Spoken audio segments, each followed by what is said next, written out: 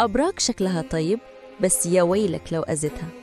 فالحلقة دي من النجمة بتحكي، النجمة هتكشف لك الحقيقة اللي محدش بيقولها. في أبراج وشها بريء، كلامها هادي وطاقتها كلها طيبة، بس لو جيت عليها بتتحول.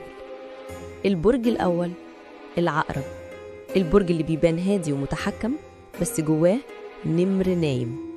لو أذيته مش هينتقم فوراً، هيستناك، ولما يجي وقته هتتعلم يعني إيه كارما على الطريقة الفلكية. البرج التاني الجدي، شكله عاقل ومسالم، بس لو اتخنق منك هيهدمك بالبرود، مش هيزعق، مش هيخاصم، هيخليك تختفي من حياته كأنك ما كنتش. البرج التالت السرطان، يا عيني عليه، دايما الناس فاكرينه حساس، بس ده بقى عنده ذاكرة وجع ما بتتمسحش. لو وجعته هيسامحك قدام الناس، بس جواه الصفحة دي اتقفلت للأبد.